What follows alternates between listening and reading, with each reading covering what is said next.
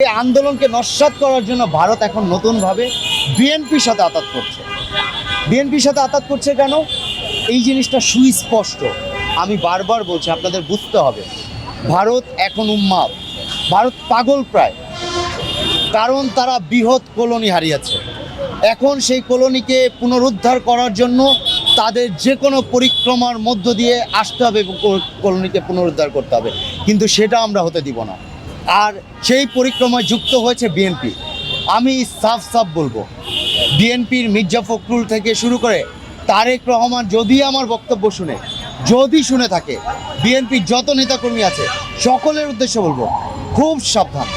আপনারা ভারতের সাথে যেভাবে নতুনভাবে তলে তলে আঘাত করার চেষ্টা করছেন, মানুষ কিন্তু এখন বোকা নাই, মানুষ যথেষ্ট সচেতন। হাসিনার মতো একটা স্বৈরশাসককে উষ্টা মেরে ফেলে দিছে। আপনাদের মতো বিএনপি এক সেকেন্ডও ভাববে না আপনারা কোন দল কি করছেন। আর আপনাদের, আমি মনে করি আপনাদের আসলে লজ্জা থাকা উচিত। আপনারা গত বছর 28 অক্টোবর ভুলে গেছেন? পল্টন ময়দানে যখন আপনারা একটা সুন্দরভাবে একটা সমাবেশ করতে চাইলেন, কিভাবে আপনাদের নেতাকর্মীদেরকে আহত করেছে, কিভাবে আপনাদের নেতাকর্মীদের হত্যা করা হয়েছে, কিভাবে তাদেরকে গ্রেফতার করা হয়েছে। আপনারা এই জিনিসগুলো ভুলে গেলে আমি মনে করব আপনারা আপনাদের দলের নেতাকর্মীদের সাথে বেইমানি করছেন। বিএনপির যারা আছেন তৃণমূলের নেতাকর্মীদের সাথে বেইমানি করছেন। তৃণমূলের যারা বিএনপির সাথে সংশ্লিষ্ট আছেন, আপনারা সচেতন হন।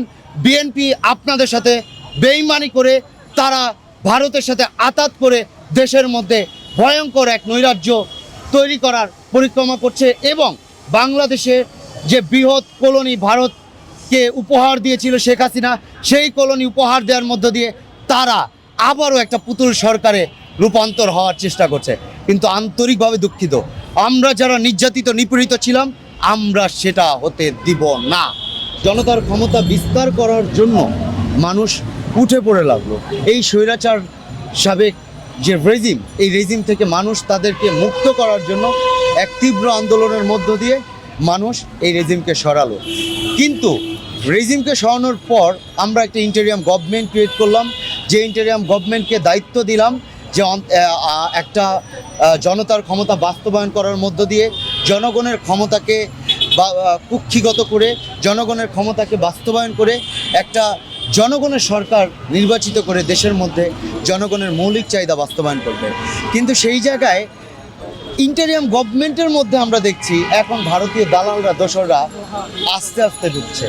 আর এই ইন্টারিয়াম গভর্নমেন্টের মধ্যে যে ভারতীয় দালাল দোসরগুলো ঢুকছে, হ্যাঁ, এগুলো কারা ঢুকাচ্ছে, কারা নিয়ন্ত্রণ করছে?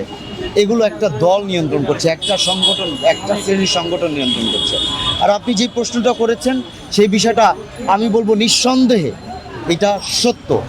ভারত তার নিজস্ব কলোনি হারিয়ে উন্মাদ হয়ে গেছে।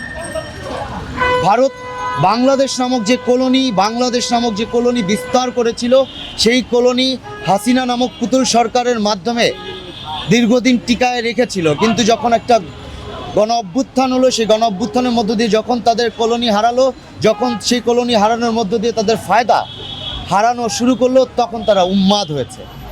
আর সেই উন্মাদনার চূড়ান্ত প্রক্রিয়া আমরা দেখতে পাচ্ছি 5 আগস্টের পর। তারা নানানভাবে এই সংখ্যালঘুদের মধ্যে দাঙ্গার সৃষ্টি করার চেষ্টা করা, মৌলবাদী শব্দ উত্থাপন করা, নানান প্রক্রিয়া উত্থাপন করে তারা তাদের মতো করে নানান রকম রাজনৈতিক চাল চালানোর চেষ্টা করছে, সফল হয়নি। যখন তারা বারবার রাজনৈতিক যত রকমের কূটনৈতিক পরিক্রমা চালিয়ে গোল খাচ্ছে, তখন তারা চিন্তা করলো যে তাদের যে বাংলাদেশ নামক কলোনি আছে সেটাকে ফিরিয়ে আনতে হবে।